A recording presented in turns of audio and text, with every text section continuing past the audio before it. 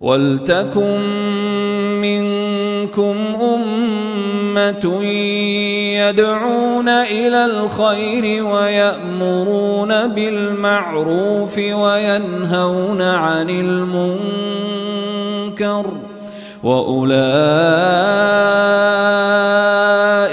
هُمُ الْمُفْلِحُونَ.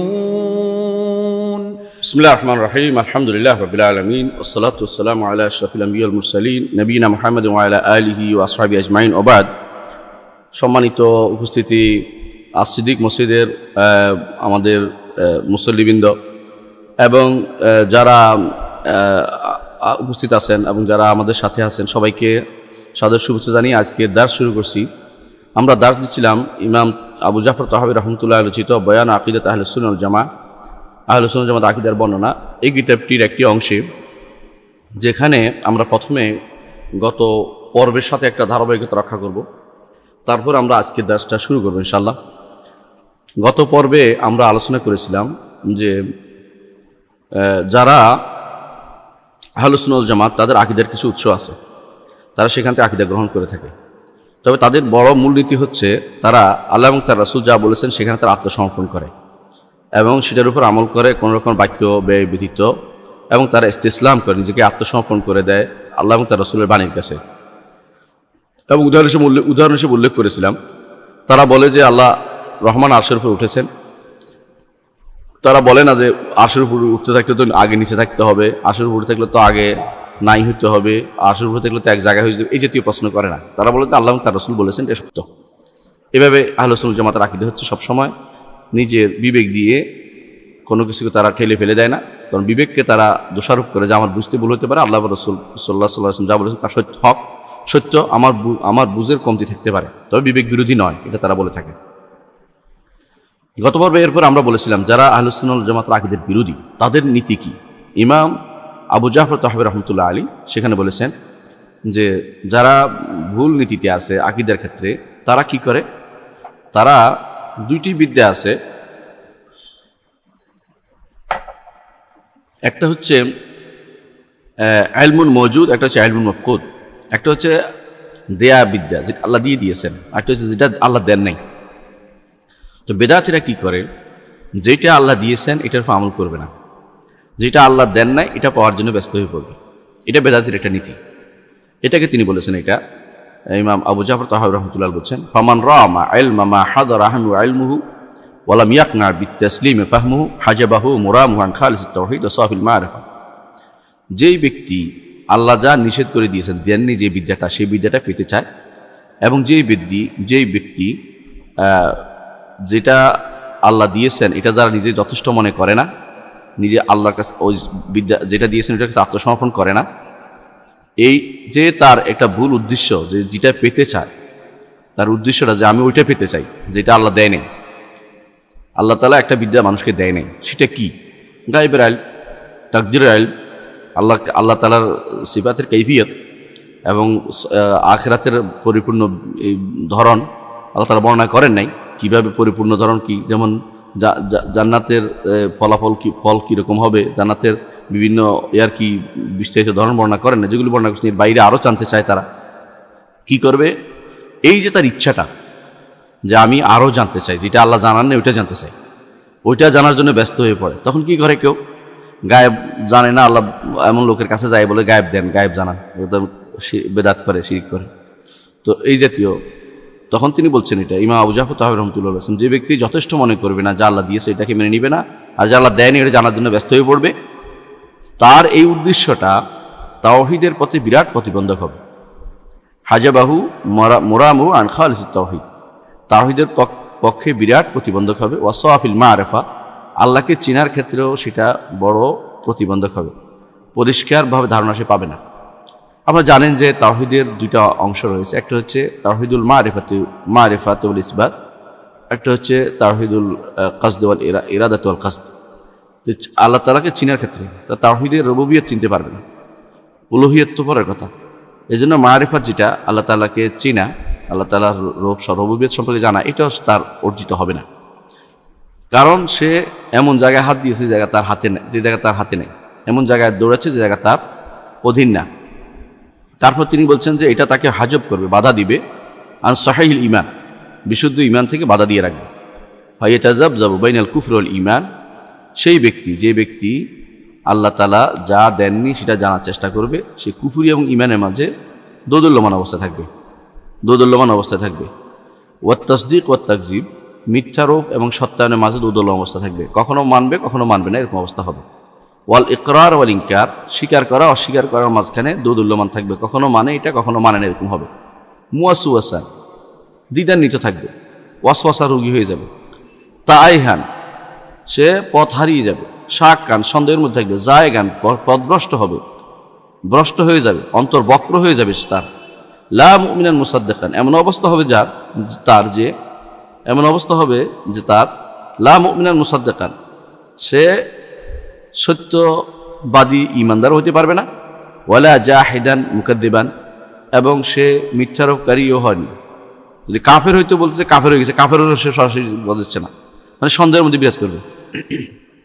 আমরা এই জিনিসটা বুঝতে পারি। ইমাম ইবনে আবিল আযহার হানাফি রাহিমাহুল্লাহ এটার ব্যাখ্যা করেছেন তিনি তার শরহ তাহাবিয়ার মধ্যে। তিনি দেখিয়ে দিয়েছেন যে কিভাবে আহলুল কালামরা জীবনের শেষ মাথায় এসে আফসোস করে যে আমি কেন কি করলাম, আমি কেন এগুলো শিখলাম, এগুলি আমার খুব ক্ষতি করেছে। এরা বলেছেন, বিভিন্ন কবিতার মাধ্যমে উল্লেখ করেছেন তিনি, যে তারা কি করে, বলে যে তার থুতির মধ্যে হাত দিয়ে বসে থাকে।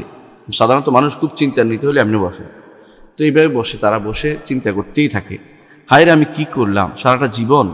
লাম নাজমা তুলা উমরিনা ইল্লা কিলা ওয়া কালু, কে বলেছে, কে কি বলেছে, কারটা বলা হবে, এটা নিয়ে আমরা সারা জীবন ব্যয় করেছি।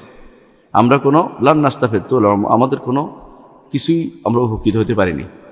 কেউ কেউ তো বলে যে আমাদের শরীরটা আমাদের রূহ থেকে ওয়াহশাতিন মিন জুসুমিনা, রূহ আমাদের শরীরের সাথে মিশছে না। শরীরের কয়েকটা, রূহ বলে আরেকটা, মন বলে আরেকটা, কোনোটাই আমাদের সঠিক পথে আমাদেরকে নিয়ে যাচ্ছে না, কারণ আমরা আসলে বিভ্রান্ত অবস্থায় থাকি। তারা এইভাবে স্বীকার করে শেষ জীবনে। বিশুদ্ধ বর্ণনা আসছে, রাজি শেষ জীবনে আকসামুল লাদ্দাত লিখেছে, একটা গ্রন্থ লিখেছে ইমাম রাজি, এবং এটা শুদ্ধ সহি বর্ণনা আসছে। এটা ছাপা হয়েছে লন্ডন থেকে, যদি এবং এক ইহুদি ছাপাইছে, যদি মুসলিম ছাপাইতে বলতো যে বোধহয় ওয়াহাবিরা এটা লিখে দিছে।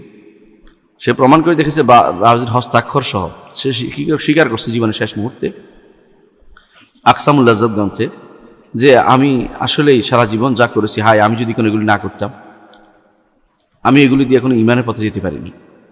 কারণ সে এমন জিনিস জানার চেষ্টা করে যে জিনিস আল্লাহ তাআলা তাকে জানাতে চাননি, ইমান বিল গায়বের অংশ সে জানতে চেয়েছে। তো এইটা হচ্ছে বেদাতীদের তরিকা। তারা আল্লাহ যেটা দিয়েছেন এটা নিবে না, আল্লাহ যেটা দেন না ওটা পাওয়ার জন্য ব্যস্ত হয়ে পড়ে। এটা হলে কি হয়, এই জিনিসগুলো হয় কুফরি এবং ইমানের মাঝখানে হাতড়ে বেড়ায় থাকে, মিথ্যার এবং সত্যার মাধ্যমে চলতে থাকে, কোনোটাই হয় না তার, স্বীকার অস্বীকার দুইটার মাঝখানে থাকে, সে বিভ্রান্ত থাকে, পথভ্রষ্ট থাকে, সন্দেহে থাকে, ইমানদারও হয় না, কাফেরও হয় না, মাঝামাঝি একটা, এর মধ্যে অবস্থান করতে থাকে। এটা হচ্ছে তাদের ক্ষতিকর দিক, যারা কোরআন এবং সুন্নাহকে নিজেদের আকীদার উৎস মনে করবে না, আকীদার উৎসের জন্য ভিন্ন ভিন্ন উৎস খুঁজে বেড়াবে, তাদের সমস্যা এটা। তারপর আমাদের ইমাম আবু জাফর তাহাবী রাহমাতুল্লাহ আলাইহি আরেকটা বলেছেন যে ওয়ালা নাখুদু ফিল্লাহি ওয়ালা নুমারি ফি দীনিল্লাহ, দুইটা জিনিস আমরা করি না। একটা হচ্ছে আল্লাহর ব্যাপারে খাওয়াত করি না। খাওয়াত অর্থ হচ্ছে না জেনে কোথাও কথা বলা। আল্লাহ তাআলা বলছেন ওয়ালা তাখফু মা লাইসা লাকা বিহি ইলম, যে বিষয়ে তোমার জ্ঞান নেই সেই বিষয়ে তুমি অবস্থান করো না, সেটা তুমি নিও না। আল্লাহ তাআলা গায়েবের জিনিসগুলো নিজের কাছে রেখে দিয়েছেন। আল্লাহ তাআলা সিফাতের ধরনগুলো নিজের কাছে রেখে দিয়েছেন। আল্লাহ তাআলা আমাদের রূহের বিষয়টা বিস্তারিত বলেন না, আমাদেরকে অল্প একটু বিদ্যা দিয়ে দিয়েছেন, আর বেশি দেন নাই। আল্লাহ তাআলা জান্নাত জাহান্নামের যতটুকু জানিয়েছেন এর বাইরে আর কিছু আমরা জানার মতো সুচেষ্টা করলেও পারবো না। হাশরের মাঠে যতটুকু জানিয়েছেন এর বাইরে অতিরিক্ত চেষ্টা করলেও আর কিছু নিতে পারবো না।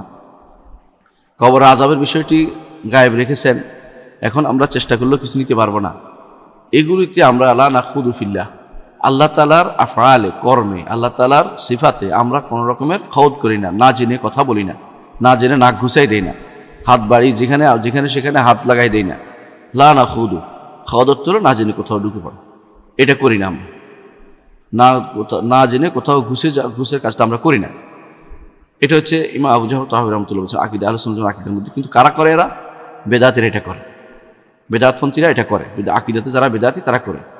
ওলা নুমারি ফি দীনিল্লাহ, অনুরূপ আল্লাহর দ্বীনের মধ্যে আমরা নুমারি ঝগড়ার মধ্যে লিপ্ত হই না। মেরা বলা হয় ঝগড়াকে, অর্থাৎ যেই ঝগড়ার কোনো অর্থহীন ঝগড়া।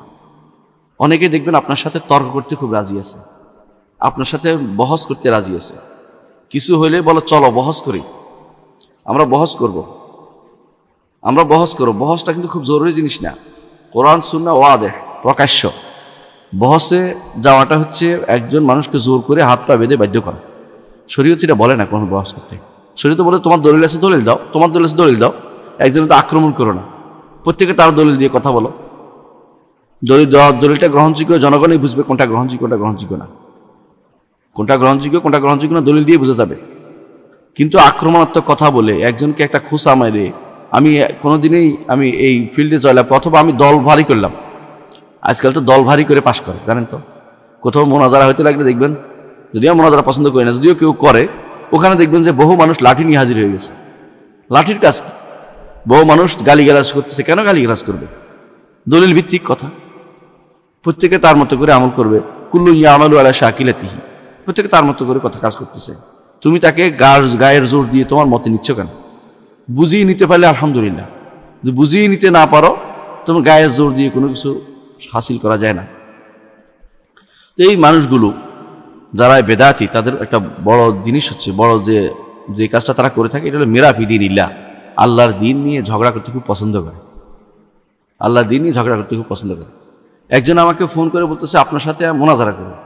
আমি বলছি আমি তো মোনাজারা করবো না, কারণ আমি এটাতে কমফোর্ট ফিল করি না। হ্যাঁ, মোনাজারার বড় সমস্যাটা হচ্ছে কি জানেন? কথা বলতে বলতে কেউ হয়তো একদিকে গেছে, এখন ওই দিকে চলে যাবে, মূল পয়েন্ট থেকে অনেক দূরে সরে যায় মানুষ। অনেক সময় দেখবেন যে একটা ছোট্ট মশলা পাচ্ছি, এটা দিয়ে প্যাঁচ মাইরা তাকে মনে করে এরকম জায়েজ করার সুযোগ পেয়ে যাচ্ছে, জায়েজ করার সুযোগ চিন্তা ভাবনা করতেছে। একজন দেখলাম আল্লাহ রসুল নূর সাব্যস্ত করতেছে কি দিয়া জানেন? কয় যে হাওয়া ঢুকাইলে উপরের দিকে উঠে, মাটি ঢুকাইলে নিচের দিকে যায়। আল্লাহ রসুল যদি কোনো মাটির হতেন তাহলে তিনি মেরা যেতে পারতেন না। আর আল্লাহ রসুল যেহেতু মাটির না, সেহেতু তিনি উপরে গেছেন।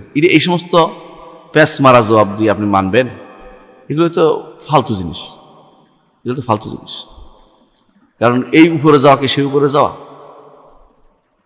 এই উপরে যাওয়া কি সে উপরে যাওয়া? নূর কি উপরে থাকতে হবে এমন বাধ্যবাধকতা আছে? এই নূর কি সেই নূর? যদি কোনো আল্লাহ নূর বলে তো কুফরি হবে, শিরক হবে। এখানে দলিল দিয়ে কথা হয় না, এগুলো আকল দিয়ে কথা হচ্ছে, নিজের বিবেক দিয়ে, নিজে যেমন একটা বানাইছে বসে, এখন এটা দিয়ে আরেকজনের কাছে খুব মজা লাগবে। যার কাছে কোরআন এবং সুন্নাহ নাই, আকীদার মৌলিক জিনিস নাই, আকীদার, তার কাছে তো মজা পাইছে যে এটা বিরাট, এটা একটা সন্দেহ, কার অন্তরে ঢুকাই দেওয়া যাবে, তখন সেটা ঢুকাই দিবে কার অন্তরের ভিতরে। কিন্তু যার কাছে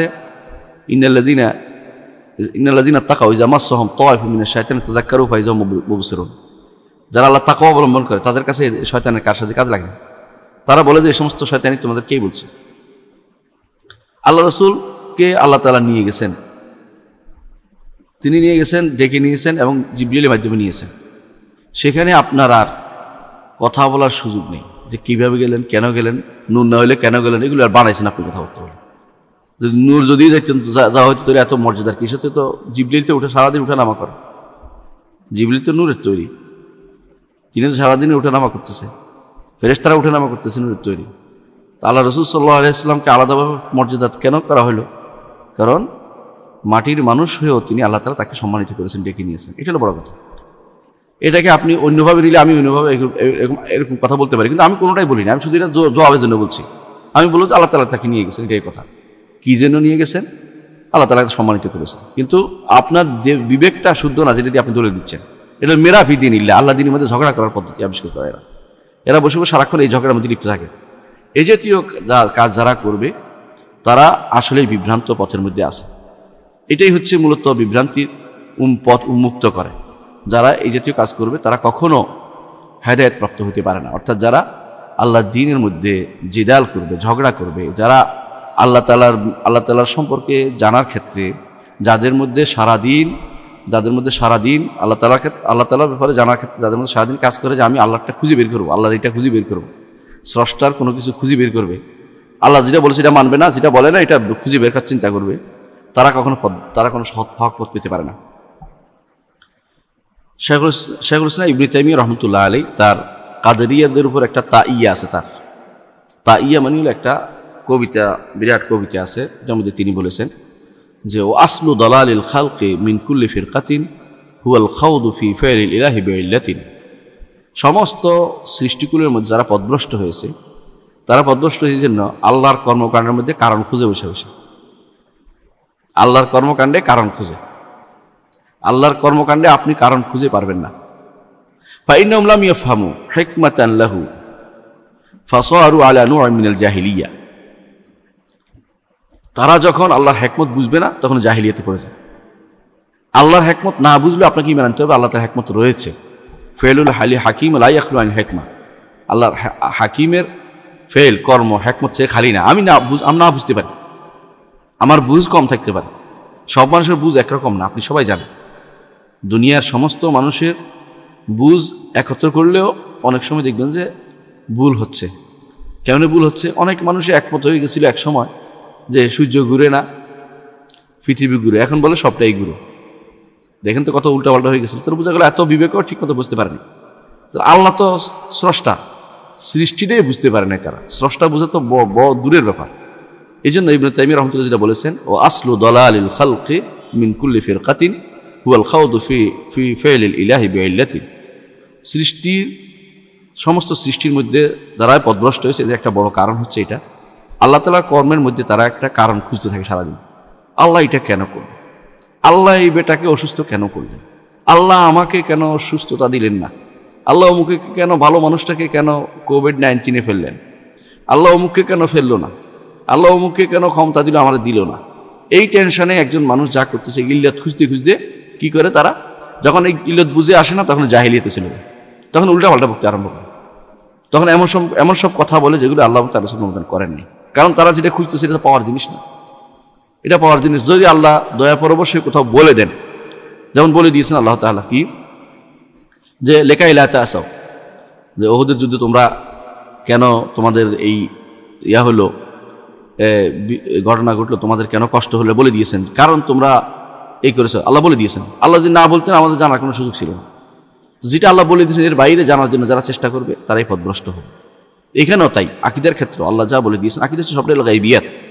গায়বী জিনিসের মধ্যে আপনি আমি যদি কোনো দিন চেষ্টা করি যে আমি নিজে জোর করে এমন একটা কারণ বের করবো, এমন একটা উদ্দেশ্য বের করবো, আল্লাহর কোনো সুরত নিয়ে আসবো, আল্লাহর কোনো আকার আকৃতি নিজের মধ্যে সাব্যস্ত করে ফেলবো, তাহলে তো আপনি এমন জায়গায় চলছেন, এটা হচ্ছে পথভ্রষ্টতার মূল।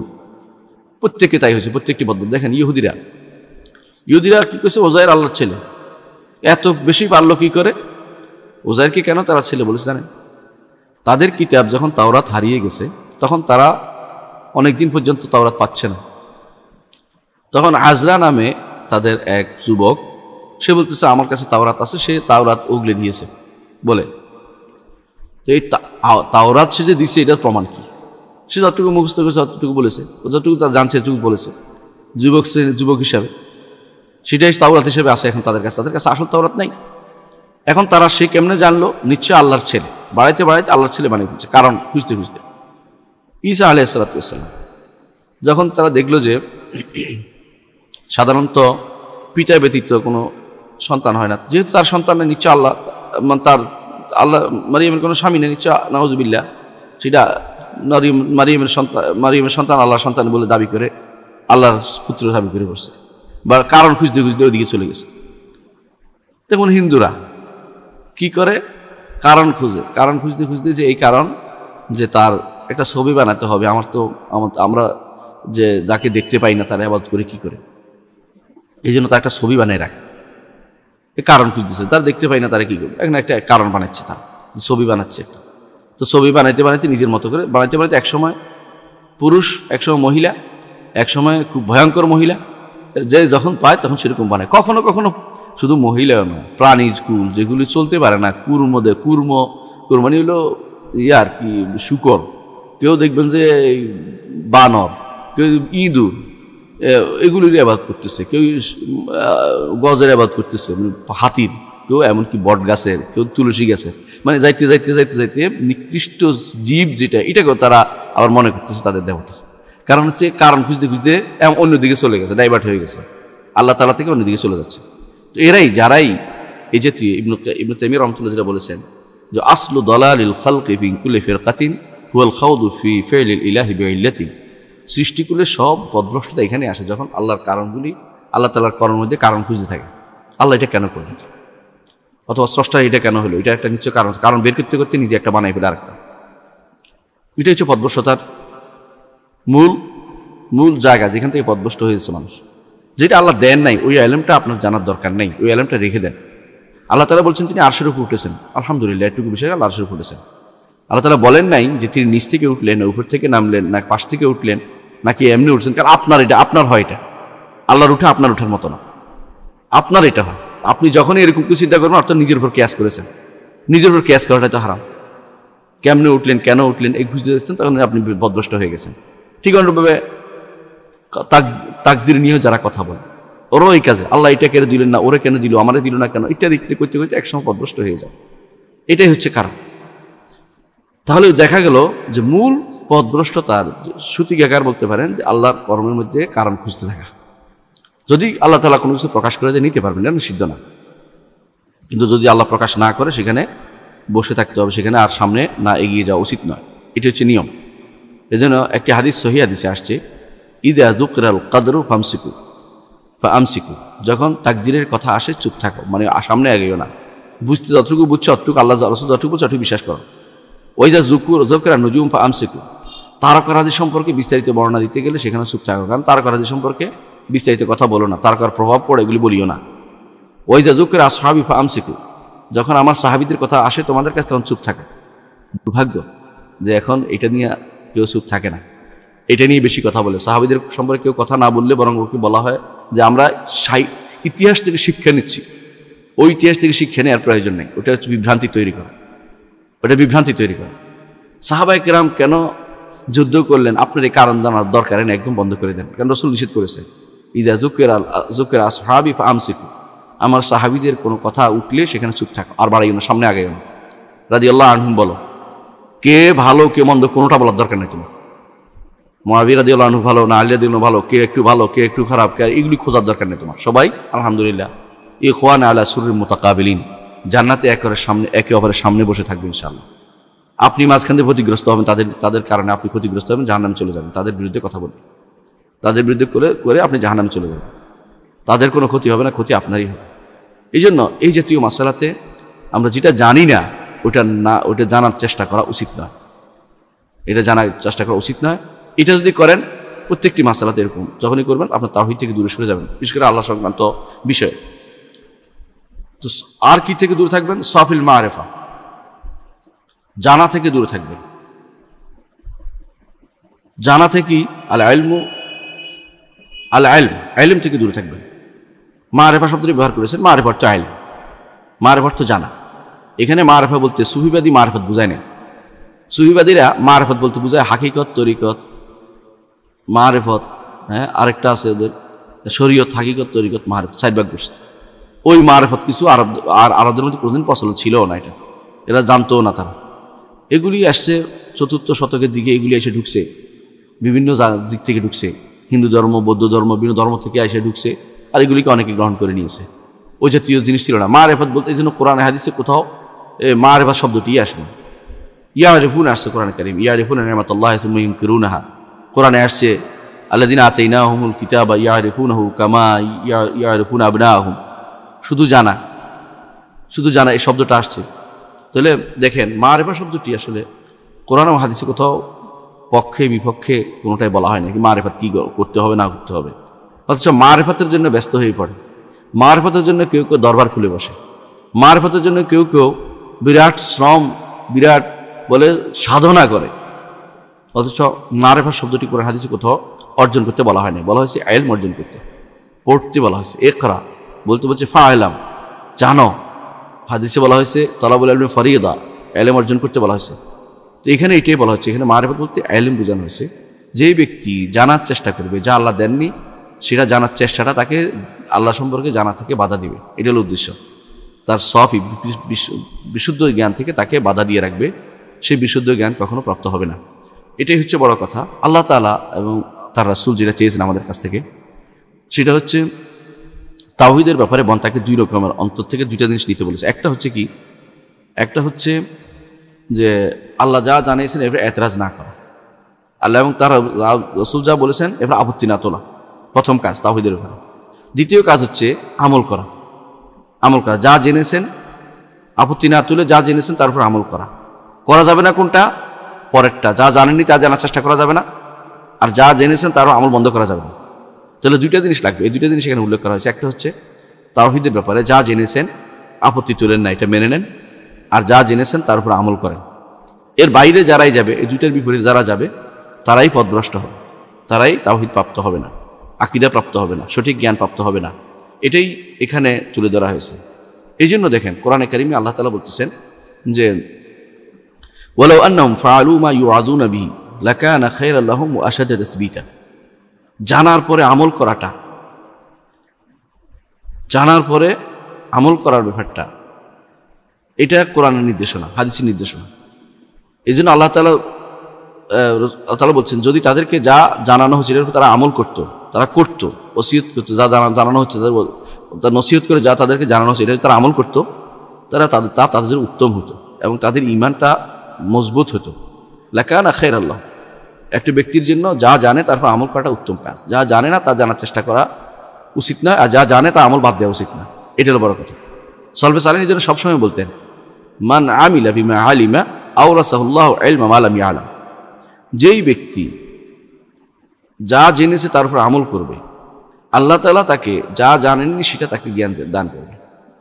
এই জন্য আমল শুরু করলে আল্লাহ তাআলার পক্ষ থেকে অনেক সময় দেখবেন যে হাদিসের অর্থ, কোরআনের অর্থ, ব্যাখ্যা আপনি পড়তে পড়তে আমল করতে করতে আল্লাহ তাআলা আপনার অন্তর খুলে দিয়েছেন। আর যে না জেনে না বুঝে অন্ধকারে দৌড়াতে থাকেন যে এটা শিখবো এটা শিখবো, কোনোটাই পাবেন না। আপনি যেটুকু জানছেন ওটুকু উপর আমল করে আল্লাহ তখন আপনাদের উন্মুক্ত করে দিবেন, দ্বার উন্মুক্ত করে দিবেন। ওয়াত্তাকুল্লাহ ওয়া ইউআল্লিমুকুমুল্লাহ, তাকওয়া অবলম্বন করতে বলছে আল্লাহ তাআলা, আর আল্লাহ তাআলা আপনাদের শিক্ষা দিবেন। যখনই আল্লাহ তাআলা দেখবেন যে বান্দা আল্লাহর দিকে রুজু করতেছে, আল্লাহর দিকে প্রত্যাবর্তন করছে, আল্লাহ তার জন্য মুক্ত করে দিবে সবকিছু। আল্লাহ যেন এই জন্য আকীদার ক্ষেত্রে, তাওহীদের ক্ষেত্রে বান্দাকে যে নূর দেওয়া হয়েছে এই নূর অনুসারে বান্দা যে আমল করে তাহলে আল্লাহ তাআলা তার জন্য নতুন করে উন্মুক্ত করে দেন। তাওহীদের এমন এমন দ্বার উন্মোচিত করেন, এমন এমন দরজা খুলে দেন তার জন্য যেটা সে কখনো কল্পনাও করেনি। তাহলে যে জিনিসটা বেশি দরকার সেটা হচ্ছে, আবারও বলছি, যে যেটা আল্লাহ দেননি তোমাকে আমাকে জানাননি তাওহীদের ব্যাপারে, আকীদার ব্যাপারে, সেটা জানার চেষ্টা না করা, যেটা দিয়েছেন এটার উপর আমল করা, এটা বিশ্বাস করা এবং এটা আমল করে যাওয়া। তাহলে আল্লাহ তাআলা যতটুকু আমরা জানতাম না অতটুকু আমাদের থেকে আল্লাহ তাআলা আমাদেরকে ঈমান মজবুত করে দিবেন, আশাদ্দা তাসবীতা, ঈমানটা মজবুত করে দিবেন। ওয়ালাউ আন্নাহুম ফাআলু মা ইউআদুনা বিহি লাকানা খায়রান লাহুম ওয়া আশাদ্দা তাসবীতা। আল্লাহ যে ওয়াজ নসিহত করেছেন কোরআন হাদিসে, রাসূলের মাধ্যমে কোরআনে, এগুলি যে কেউ এই ওয়াজগুলি গ্রহণ করে আল্লাহ তার জন্য অন্তরটাকে আরও স্থির করে দিবেন, সুস্থির করে দিবেন অন্তরটাকে, এবং তার পদযোগের দৃঢ়তা দিবেন। এটা জানলে, এটা জানা আমাদের খুব জরুরি। তারপরে তিনি যেটা বলেছেন, অনেক সময় যে আমরা দেখেছি যে যারাই যে এই এলেম আমলের মধ্যে থাকে না, যেটা আল্লাহ এবং তার রাসূল বলেছেন যে যতটুকু আসছে ততটুকু এলেম জানো এবং একটু বিশ্বাস করে আমল শুরু করো, যেটা জানো না এটার দিকে দৌড়াইও না, এবং যেটা জানছো এটা আমল বন্ধ করে দিও না। এটা যারা করে না তাদের কি পরিণতি, এটা তিনি বলছেন ইয়াতাযাবযাবু বাইনাল কুফরি ওয়াল ঈমান। এরা ঈমানদার হতে পারে না, এরা সবসময় সন্দেহের মধ্যে থাকে। এই জন্য মুনাফিকরা সন্দেহের মধ্যে থাকে। আল্লাহ তাআলা এই জন্য তাদের সম্পর্কে বলেছেন ফাহুম ফি রাইবিহিম ইয়াতারাদ্দাদুন, তারা তাদের সন্দেহের মধ্যে, ঘোর সন্দেহের মধ্যে তারা সবসময় ঘুরপাক খেতে থাকে। তারা সবসময় ঘুরপাক খেতে তাদের সন্দেহের মধ্যে। তারা ঈমানদারদের সাথেও থাকতে পারে না, কখনো ঈমানদার মাঝে ঢুকে কখনো ঈমান থেকে বেরিয়ে যায়, মানে তাদের ঈমান কখনো মজবুত হতে পারে না। এই জন্য যে তারা আসলে যে জায়গা তাদের কঠিনভাবে ধরে রাখা, আঁকড়ে ধরে রাখার কথা, সেটা তারা ধরে রাখে না। আর কি হয়, তারা ওয়াসওয়াসা রোগী হয়। আপনি জানেন যে ওয়াসওয়াসা রোগী মানেই হচ্ছে জীবনটা বরবাদ করে দেয়। ওয়াসওয়াসা রোগী এমন অবস্থায় পড়ে যে অজু করে এসে বলে অজু হয়নি, সালাতে গিয়ে বলে সালাত হয়নি, রুকুতে গেলে বলে আমি তাসবিহ পড়িনি, সালাত শেষ করে বলে আমি তো কি পড়ছি মনে নেই। এরপরে এমন অবস্থা হয় যে তার জীবনটাই অসার, কিছুই করতে পারে না সে। এরকম জীবন আসলে দুনিয়ার জীবনে কারোর জন্য মানে পছন্দনীয় জীবন হতে পারে না। তো এইটা ইমানদার মজবুত থাকে, দৃঢ় থাকে। আর মুনাফিক দৃঢ় থাকে না, সে সবসময় পালাইতে পছন্দ করে। আল্লাহ তাআলা এটাকে বলছেন লা ইলাহা ইল্লাল্লাহ ওয়া লা ইলাহা ইল্লাল্লাহ, এদিকেও না ওইদিকেও না। তো যারাই এরকম চরিত্র অধিকারী, যারা ইমান থেকে মজবুত করবে না, ইমান নেয়ার ক্ষেত্রে কোথেকে নিতে হবে যেটা বা সেটা ইমান নেয়ার ক্ষেত্রে তারা সঠিক ধারণা পাবে না এবং যেভাবে ইচ্ছে সেভাবে চলাফেরা করবে, তারা সবসময় এরকম মুওয়াসওয়াস থাকবে, ওয়াসওয়াসার রোগী থাকে। এখানে একটা জিনিস আমার সাবধান করা সেটা হচ্ছে সাহাবায়ে কেরামের অন্তরে কখনো কখনো এরকম জিনিস আসতো, তারা বলেছে, কিন্তু তারা সেটা ব্যক্ত করতো না। অন্তরে আসতো, অন্তর থেকে আবার চলে যেত। এটা আসবেই, কারণ শয়তানের কাজে সেটা তুলে দেয়। শুধু সাহাবায়ে কেরাম নয়, এটা সবার মধ্যে আর সাহাবায়ে কেরাম হতে শুরু আজ পর্যন্ত প্রত্যেকের মনে মাঝে মধ্যে হঠাৎ করে কিছু একটা এসে বসবে যে আসলে কি আল্লাহকে সৃষ্টি করলো কে নাউজুবিল্লাহ, অথবা আল্লাহ এইটা করলো, এটা কি ইত্যাদি, হঠাৎ করে কিছু একটা আসবে। ইমানদার এটাকে তাড়িয়ে দেয়। ইমানদার এই তাড়িয়ে দেওয়াটা হচ্ছে জিহাদ করতে পেরেছে। আর যেটা অন্তর মধ্যে চেপে বসে আছে, কাজ করতে দিচ্ছে না, আমল ইলম জ্ঞান অর্জন করতে দিচ্ছে না, আল্লাহ বিরোধী কথা বলে দিয়েছে, তার সে বরবাদ হয়ে গেছে। যে বলে নাই তাড়িয়ে দিয়েছে, সন্দেহটা দূর করেছে, যার কাছে যাওয়ার সন্দেহ দূর তার কাছে সন্দেহ দূর করে চেষ্টা করেছে, এবং সে নিজে দোয়া করেছে, আল্লাহর কাছে কান্নাকাটি করেছে, আল্লাহ তার থেকে তাড়িয়ে দিয়েছে, আলহামদুলিল্লাহ, এটা ঠিক আছে। কিন্তু যতক্ষণ পর্যন্ত এই যে এটা আসবে না, এর অর্থ হচ্ছে তার আর দরকার লাগে না। কেউ কারো অন্তর এটা আসে না মনে করে কেউ, বুঝবেন যে তার অন্তরের মধ্যে বড় ধরনের কোনো সমস্যা আছে। সাহাবায়ে কেরাম আসতো, আপনার আসবে না কেন? এর অর্থ হচ্ছে আপনার যেমন কাফেরের অন্তরে আসে না কেন, কাফের অন্তর দিয়ে আসার দরকার লাগে না, তার তো অন্তর আগেই বরবাদ করে রাখছে, সেখানে এটা আসার দরকার, সে কুকুর নিয়ে ভর্তি করে রাখছে। ইমানদার অন্তরেই তো এটা আসবে, কারণ তার তো পরীক্ষার জায়গা, তার অন্তর এটার মধ্যে মাঝে মধ্যে সন্দেহ আসবে, কিন্তু সে সন্দেহ সে স্থান দেয় না, ব্যক্ত করে না, বলে বেড়ায় না, এবং এটাকেই নিয়ে সে সাংবাদিক সম্মেলন করে বসে না, এটাকে দিয়েই সে তথাকথিত বিদেশ থেকে জার্মানির পাওয়ার জন্য, ভিসা পাওয়ার জন্য জায়গায় জায়গায় বলে বেড়ায় না। তো ওখান থেকে আবার বড় বড় লেকচার ছাড়ে না, কারণ হচ্ছে ইমানদার কখন বুঝে যে এটা শয়তানের কাজ, শয়তান আমাকে যে কোনো সময় ধোঁকা দিচ্ছে, ইমানদার বুঝতে পারে। এবং সে ইন্নাল্লাযীনা ইযা মাসসাহুম তায়ফুম মিনাশ শাইতানি তাযাক্কারু, ইন্নাল্লাযীনা তাকাউ ইযা মাসসাহুম তায়ফুম মিনাশ শাইতানি তাযাক্কারু ফাইযা হুম মুবসিরুন। যারা তাকওয়া অবলম্বন করে, আল্লাহ তাআলা তাদের শয়তান তাদের অন্তরের ভিতরে ঢুকলেও এবং সে ওয়াসওয়াসা আসলেও আল্লাহর কথা স্মরণ করলে এটা পালাতে থাকে। এজন্য রাসূলুল্লাহ সাল্লাল্লাহু আলাইহি ওয়াসাল্লাম বলেছেন, শিক্ষা দিয়েছেন, যখন কারো অন্তরে ওয়াসওয়াসা আসে তখন কি করতে, আউযু বিল্লাহ বলতে বলছে, আমানতু বিল্লাহি ওয়া রাসূলিহি, আল্লাহ এবং তার রাসূলের বিমান আল্লাহ বলতে বলেছে। আর কি বলেছে? আর বলেছে বাম দিকে 3 বার থুতু ফেলতে, 3 বার ফেলতে বলেছে। এত জোরে না যে আপনি সব পাশের মানুষকে আপনি থুতু দিয়ে ভরাই দেবেন, এটা না, মানে শয়তানকে যেন রাগম করা হয়, তাকে যেন নাকে খত দেয়, সে যেন আসতে না পারে, সে চলে যায়। আর কি বলতে বলেছে? কুরু আল্লাহু আহাদ আল্লাহুস সামাদ লাম ইয়ালিদ ওয়া লাম ইউলাদ ওয়া লাম ইয়াকুল লাহু কুফুয়ান আহাদ, এটা বলতে বলেছে। এবং আল্লাহ আউযু বিল্লাহি মিনাশ শাইতানির রাজিম বলতে বলেছে। এর অর্থ হচ্ছে তার কিন্তু একটা ওষুধ আছে, জিকির, আল্লাহ জিকির স্মরণ কর, তাযাক্কার। আবার যদি কোনো একেবারে বেশি সমস্যা হয়, কোনো আলেম কাছে কি জেনে নিতে বলছে, সন্দেহ হিসেবে না, জেনে নিতে বলেছে এটার উত্তর কি হতে পারে, এরকম কেউ যদি করে, কিন্তু সন্দেহ হিসেবে প্রকাশ করে না, জেনে নেওয়ার জন্য, ঝগড়া বাঁধানোর জন্য না, বা সন্দেহ প্রচার করার জন্য না, উদ্দেশ্য না। এটা হচ্ছে ইমানদারের কাজ। কিন্তু যারা ইমান এবং কুফরের মধ্যে যারা এই দোদুল্যমান অবস্থা আছে, তারা কখনো ভালো জায়গায় পৌঁছতে পারে না। সবসময় তারা একটা বিভ্রান্তির মধ্যে বিভ্রান্তির মধ্যে থাকে, এরা সঠিক জায়গায় কখনো পৌঁছতে পারে না। এই জন্য এই ভুলটার মূল জিনিসটা হচ্ছে এখানে, কারণ হচ্ছে তারা আসলে কোত্থেকে আকীদা গ্রহণ করতে হবে, আকীদা গ্রহণের মূলনীতি তারা সঠিক জায়গায় রাখতে পারে না। আমরা এখন আপনাদের সামনে, এতদিন আমরা আলোচনা করেছি এর আগে আকীদা গ্রহণের, আহলুস সুন্নাহ ওয়াল জামাতের আকীদা গ্রহণ মূলনীতি, তারা আকীদা গ্রহণ কোত্থেকে করে। আজকে আমরা আলোচনা করব বেদাতীরা আকীদা কোত্থেকে গ্রহণ করে। গুরুত্বপূর্ণ একটা জিনিস, বেদাতীরা আকীদা কোত্থেকে গ্রহণ করে, যে কারণে তারা পথভ্রষ্ট হয়ে থাকে, বিভ্রান্ত হয়ে থাকে, দিগ্ভ্রান্ত হয়ে থাকে, হতভম্ব হয়ে থাকে, এবং তারা কোনো ইমানও পায় না, কুফর কোনোটাতে তারা কিছুই করতে পারে না। না কাফের তার বিরুদ্ধে যুদ্ধ করবে, না ইমানদার তার বিরুদ্ধে কিছু বলবো, এমন অবস্থা আছে, তার পক্ষে কিছু বলবো, এমন অবস্থার মধ্যে আজ লক্ষ লক্ষ মানুষ, লক্ষ লক্ষ তথাকথিত আলেম শ্রেণী পর্যন্ত এইগুলো জড়িত হয়ে আছে। এদের আকীদা গ্রহণের মূলনীতি যদি বোঝা যায়, তাহলে আমাদের কাছে কিন্তু স্পষ্ট হয়ে যাবে যে এরা আসলে বিভ্রান্তিটা কোত্থেকে আসছে, আমরা সেই দিক থেকে হেফাজত থাকতে পারবো। এই জন্য এর ব্যাখ্যায়, এই ইমামের কথার ব্যাখ্যায় যে তারা আকীদা কেন বিভ্রান্ত থাকে, এটা আমরা একটু উল্লেখ করবো কিছু জিনিস। বেদাতীরা কি করে? বেদাতীরা একটা দাবি সবসময় করে, কেউ বলে না যে আমরা কোরআন হাদিস থেকে নেই না। হ্যাঁ আছে, একটা গোষ্ঠী বলে আমরা শুধু কোরআন থেকে নেই, এটাতে কাফের কোনো সন্দেহ নেই। কোরআনে কোথাও মাগরিবের নামাজ 3 রাকাত নাই, এদের অনেকেই 3 রাকাত পড়েও না, এরা কতক্ষণ বসে উঠে চলে যায়। তো ওদেরকে বসতে বলেছে কে? কোরআনে কোথাও কি বসার কথা বলছে? ও তো সবসময় দাঁড়িয়ে থাকা উচিত, যারা কোরআনে কিয়ামের কথা আসছে। হ্যাঁ, আল্লাযীনা ইয়াযকুরুল্লাহ কিয়ামান ওয়া কুউদান ওয়া আলা জুনুবিহিম, কিছুক্ষণ শুয়ে কাত হয়ে থাকা উচিত। তাহলে এর অর্থ হচ্ছে তারা বিভ্রান্ত পথভ্রষ্ট নয় শুধু, এরা কাফের হয়ে গেছে যারা শুধু কোরআনের কথা বলে। আহলুস সুন্নাহ জামাত নয় শুধু, বরং যারা পথভ্রষ্ট তাদের মধ্যেও যারা কিছু ভালো, অর্থাৎ দুইটা গোষ্ঠী আছে, একটা হচ্ছে 72 ফেরকা, আরেকটা হচ্ছে এক ফেরকা, আরেকটা হচ্ছে 72 ফেরকার বাইরের ফেরকা, মানে একবার সবসময় জিনিস। একটা হচ্ছে যেটাকে বলে ফেরকাতুন নাজিয়া, নাজাত প্রাপ্ত দল, একটা হচ্ছে নাজাত প্রাপ্ত দল। এটা হচ্ছে আহলুস সুন্নাহ ওয়াল জামাত, এদের আরেক নাম, এদের আরেক নাম সালাফুস সালেহ, এদের আরেক নাম হচ্ছে তায়েফা মানসুরা, সাহায্যপ্রাপ্ত দল। এদের আরেক নাম হচ্ছে আহলুল হাদিস ওয়াল আথার, এদের আরেক নাম হচ্ছে আহলুল ফিকহ ওয়ান নাযার। এরা একমত, এরা একটি গোষ্ঠী, এরা হচ্ছে আহলুস সুন্নাহ ওয়াল জামাত। এদের এই নামগুলি এদের গ্রহণযোগ্য, এতে কোনো সমস্যা নেই, এরা একটি গোষ্ঠী।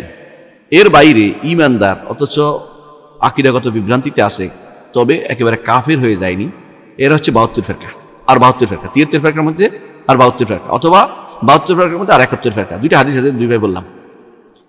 ওরা কি করবে? জাহান্নামে যাবে, তবে তারা চিরস্থায়ী হবে না, অথবা তারা আল্লাহর ওয়াইদের জাহান্নামের ওয়াদার ধমকির ভিতরে আছে। আল্লাহ ইচ্ছা করলে কাউকে তারা আমলের কারণে ক্ষমা করে দিতে পারে, জান্নাতে দিতে পারে, এটা আলাদা কথা, কিন্তু এরা চিরস্থায়ী জাহান্নামী নয়। কিন্তু এর বাইরে একটা গোষ্ঠী আছে যারা ঈমানদার বলে দাবি করে আবার কাফের। এরা কারা? যেমন কাদিয়ানীরা, যেমন বাহাইয়ারা, যেমন বোহরারা, যেমন এই তথাকথিত যারা বলে যে আমরা কোরআন মানি হাদিস মানি না এরা, অথবা এই জাতীয় যতগুলো, অথবা যেমন দুরজিরা, দুরজ যাদেরকে বলে দ্রুজ, লেবাননে আছে ওদের অস্তিত্ব, অথবা নুসাইরিরা যারা সিরিয়াতে ক্ষমতায় আছে ওরা, অথবা আগা খানিরা, আগা খানি ছিলেন আপনি, প্রিন্স করিম আগা খান, ইসমাইল আগা খান, এরা কাফের। যে এই মানুষগুলো 72 ফেরকারও বাইরে, মানে আপনি যদি এখানে একটা দায়রা দেন যে ছোট্ট একটা গোষ্ঠী হচ্ছে আহলুস সুন্নাহ ওয়াল জামাত, এর বাইরে 72টা ফেরকা, এর বাইরে আরেকটা বল দিবেন, এর বাইরে চলে গেছে, ওদিকে চলে যায়, মানে একদম বাইরে চলে গেছে, সিটকে বাইরে চলে গেছে, দিন থেকে বাইরে চলে গেছে। ওগুলি ওরা কি করে? ওরা সুন্নাহ মানে না, অথবা সুন্নাহর বিরুদ্ধে কথা বলে, কোরআন, এমনকি কোরআনেও কেউ কেউ সন্দেহ তৈরি করে। এরা বেরিয়ে গেছে এখান থেকে, এরা সন্দেহ, আপনি এদেরকে নিয়ে আর চেষ্টা করার দরকার নেই, ওদের সাথে আপনার কোনো সম্পর্ক হতে পারে না, ইমানদার কাফের মধ্যে সম্পর্ক হতে পারে না। ওরা যদি ইমান দাবি করতো এবং এরপরে এটা বলে কেউ ইমানদার দাবি করে, এরপরে যদি ওদিকে চলে যায়, শরীয়তের দৃষ্টিকোণ হচ্ছে এদের জন্য মুরতাদের শাস্তি প্রয়োগ করা, কারণ মুরতাদ হয়েছে, দিন থেকে বেরিয়ে গেছে। এটা শুধু সাধারণ কাফের হচ্ছে এদের অপরাধ জঘন্য, সাধারণ কাফের হচ্ছে এদের অপরাধ জঘন্য, কারণ তারা দিনের মধ্যে সন্দেহ তৈরি করে, দিনের মধ্যে সন্দেহ তৈরি করে। আপনি বুঝতে পারেন কি? দিনের মধ্যে সন্দেহ তৈরি করে।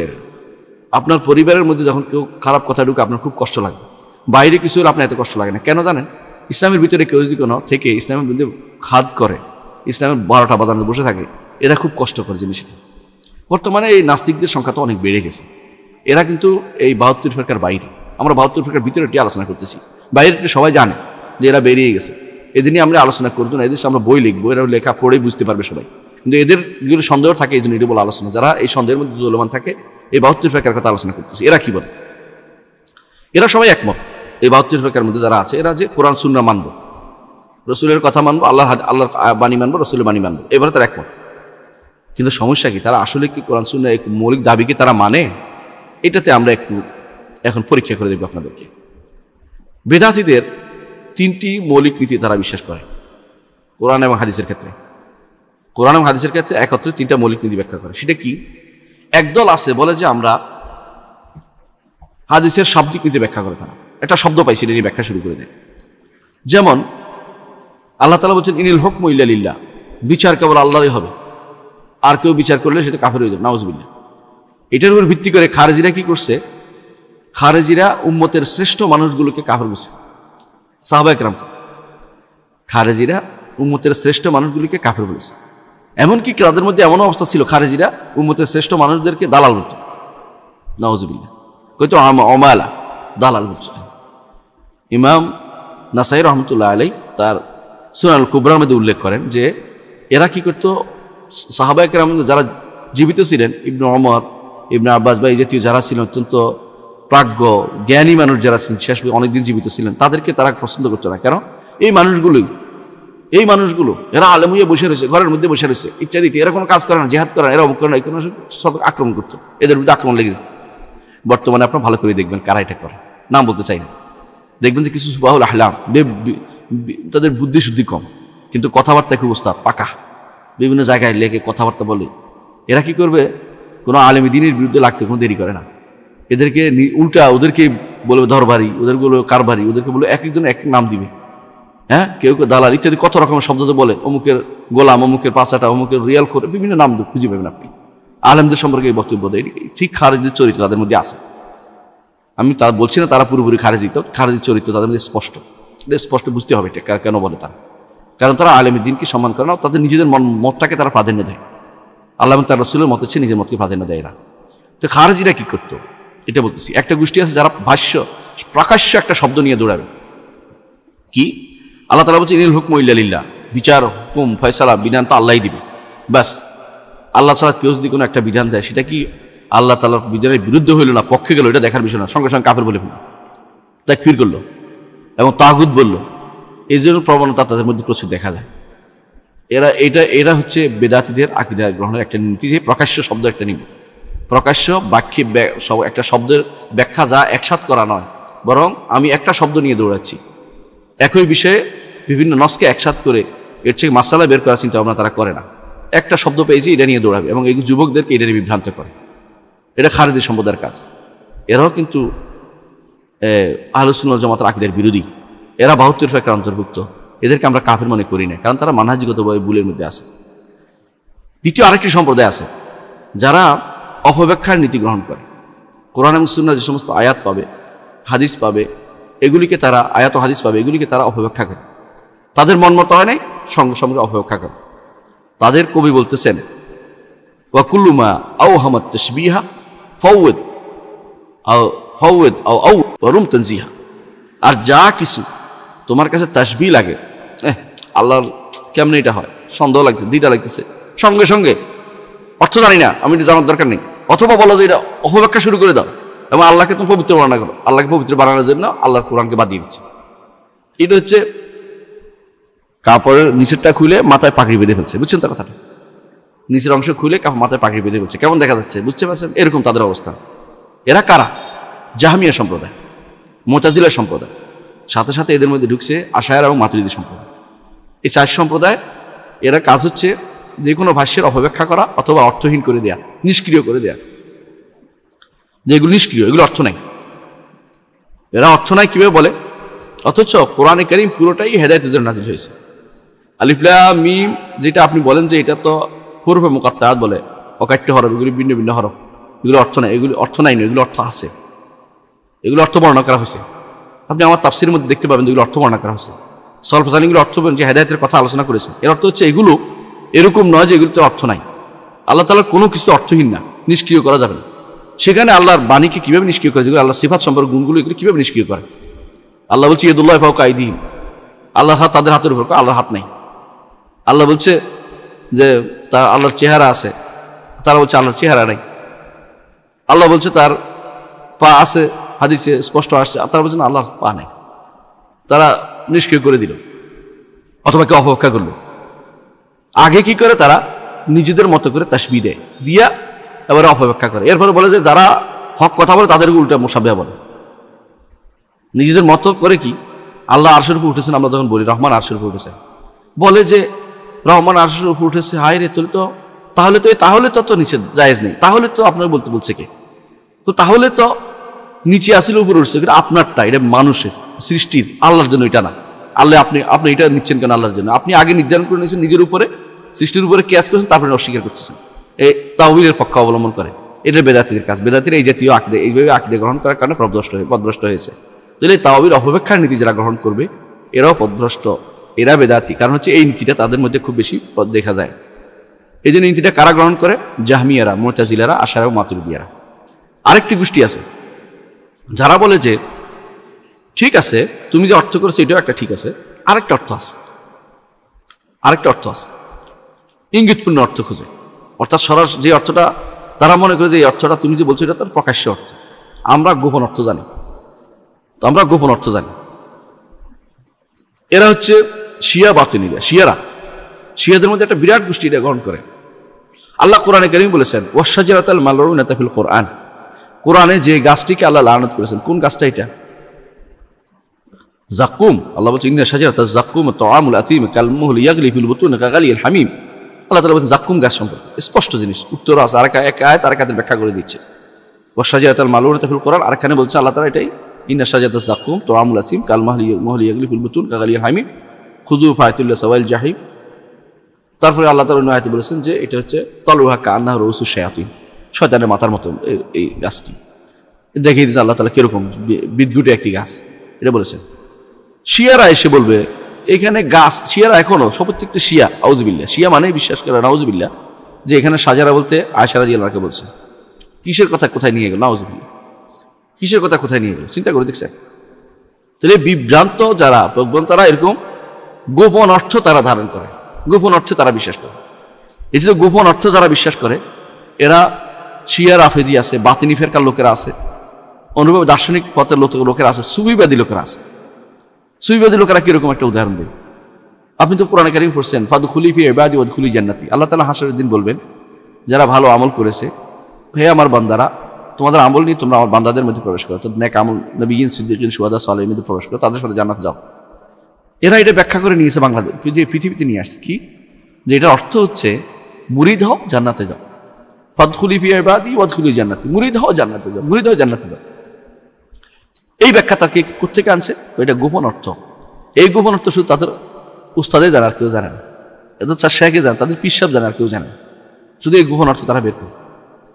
গোপন অর্থ আল্লাহ তার রাসূলের গোপন অর্থের দিকে আমাদের কখনো ধাবিত করেন নাই। প্রকাশ্য অর্থ যেটা শিখা যাচ্ছে, যেটা বোঝা যাচ্ছে, কিতাবে লেখা আছে, তাফসিরে লেখা আছে, আলেমরা বলেছে, সাহাবীরা বলেছে, তাবেঈরা বলেছে, ইমামরা বলেছে, সেগুলো নিতে পারি। সেগুলো নিজে বানিয়ে অর্থ করে এরা। এটা অধিকাংশই সালাত পড়ে না। দেখবেন যে বসে আছে আখড়ার মধ্যে, বিভিন্ন আখড়া, আপনি জানেন আমাদের লালন আখড়া আছে কুষ্টিয়াতে, এদিকে বিভিন্ন আখড়া আছে, অনেকগুলো বসে আছে সারাদিন পর্যন্ত। কি জন্য পড়ে না? কম পড়ছি, চলতেছে আমার নামাজ।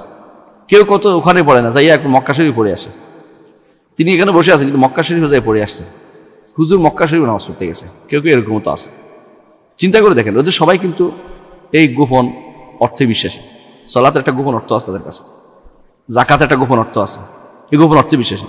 তাহলে কোরআনে কারীমের ক্ষেত্রে তিনটি নীতি তাদের মধ্যে দেখা যায়। একটা হচ্ছে যে আমি একটা শব্দ অর্থ পাইছি, এটা নিয়ে তাকফির করে ফেলবো, যে আমি এটা খারেজদের কাজ। আরেকটি হচ্ছে অপব্যাখ্যার নীতি, নিষ্ক্রিয়করণ অথবা অপব্যাখ্যার নীতি। আরেকটি হচ্ছে গোপন অর্থ বের করার নীতি। এই তিন নীতির ভিতরে থাকে বেদাতিরা। এটা হলো বেদাতিদের কাজ। এই তো গেল কোরআনে কারীমের ক্ষেত্রে। আচ্ছা, সুন্নাহর ক্ষেত্রে, হাদিসের ক্ষেত্রে তাদের কি নীতি? এটা আমাদের জানা দরকার। হাদিসের ক্ষেত্রে তাদের নীতি হচ্ছে বেদাতিদের, কারো কারো মতে হাদিস মুতাওয়াতির হতে হবে। হাদিস মুতাওয়াতির হওয়া বুঝেন কিনা? হাদিস মুতাওয়াতির বুঝাইতে গেলে আমাদের একটু সময় লাগবে, তারপর বুঝাই ইনশাআল্লাহ। যেই হাদিস রাসূলুল্লাহ সাল্লাল্লাহু আলাইহি ওয়াসাল্লাম থেকে শুরু করে কিতাব লেখক পর্যন্ত এত মানুষও বর্ণনা করেছে যাদের গুণে শেষ করা যাবে না, এবং তারা কেউ মিথ্যার উপর একমত হওয়া যাবে না, এরকম হাদিস হতে হবে। নইলে হাদিস গ্রহণ, আকীদার ক্ষেত্রে হাদিস দেওয়ার দলিল দেওয়া যাবে না। একদল মানুষ দলিল এটা শক্ত করেছে যে মুতাওয়াতির হতে হবে। এরকম মুতাওয়াতির কি খুঁজে পাওয়া যাবে? কয়টা খুঁজে পাওয়া যাবে? ইমাম বুখারী রাহমাতুল্লাহ আলাইহি যে লিখেছেন সহিহুল বুখারী, অনুরূপভাবে ইমাম মুসলিম রাহমাতুল্লাহ আলাইহি তার সহিহ মুসলিম লিখেছেন। এই কিতাবে যদি আপনি হাদিস খোঁজেন ৮০% হাদিস পাবেন যে মুতাওয়াতির না। তাহলে কি আপনি এগুলো আমল বন্ধ করে দেবেন? এগুলো আকীদা নেবেন না? এগুলো বেদাতীদের কারণ। তারা বেদাতীরা কি করে? মুতাওয়াতির হতে হবে এক গোষ্ঠী, আরেক গোষ্ঠী হলো মশহুর হতে হবে, একটু কমছে কথা, মশহুর হলে হবে। মশহুর কি জানেন? মশহুর হলো যে বিখ্যাত, যে হাদিস খুব বিখ্যাত হইতে হবে। বিখ্যাত যদি কোরআন শুনে বিখ্যাত, হাদিসের কিতাবে বিখ্যাত হয়, তাদের গ্রহণযোগ্য না। এই বিখ্যাত তাদের মধ্যে বিখ্যাত হইতে হবে। আমরা তো এটা জানি না। আপনি যদি কারণ কোরআন হাদিসের কোনো দলিল নিয়ে আসেন, বলুন এটা তো এইগুলি এগুলি কোত্থেকে নিয়ে আসছে, এগুলি আমরা নিব না, এই জাতীয় কথা আপনি অনেকের মধ্যে পাবেন। অনেকের মধ্যে হাদিসে দলিল আন, তারপর বলবে যে কই এত হুজুর তো বলেন, এটা তো ওরা জানতো না নাকি, মানে তাদের কাছে প্রসিদ্ধ হইতে হবে এটা। অনেকে যদি কোনো এরকম হাদিস নিয়ে আসেন বলে তো কোরআন বিরোধী হয়েছে, কোরআন বিরোধী হয়েছে কিনা খুঁজতে, কোরআন বিরোধী খুঁজতে পারে। সুবহানাল্লাহ। ইমাম ইবনে কাইয়িম রাহমাতুল্লাহ একটা নীতি বর্ণনা করেছে বেদাতীদের, যে বেদাতী সিনার দুইটা নীতি আছে। একটা হচ্ছে যদি তুমি কোরআন দিয়ে দলিল দাও তখন বলবে যে, তখন কি করবে, মুহকাম আয়াতগুলোকে মুতাশাবিহের দিকে নিয়ে যাবে। আল্লাহ যেখানে বলেছেন কুল আল্লাহু আহাদ আল্লাহুস সামাদ, এর কোনো সমস্যা নেই। কুল ইন্না আনা বাশারুম মিসলুকুম, এগুলি কোনো অর্থ বুঝতে কোনো অসুবিধা হচ্ছে না, আমি তোমাদের মতো মানুষ। এখন কাদ জাআকুম মিনাল্লাহি নূর, তোমাদের মধ্যে আল্লাহ পাকের নূর আসছে। এখন নূরের আল্লাহ রসুল বানাবে। রসুল যে মাটির রসুল, অন্য জায়গায় বলেছেন বাশার, মাটির তৈরি, মানে মাটির উপাদান থেকে তৈরি হয়েছে বাশার, মানে আদম বংশ, রসুল আদমের বংশজাত মুহাম্মদ সাল্লাল্লাহু আলাইহি ওয়াসাল্লাম, রাসূলুল্লাহ সাল্লাল্লাহু আলাইহি ওয়াসাল্লাম। এই এত শত আয়াত এগুলি তাদের কোনো কাজে লাগে না। কি জন্য? একটা শব্দ তো পাইছে ওখানে নূর বলছে, এইটা সবগুলিকে এটার উপর তাবিল করবে।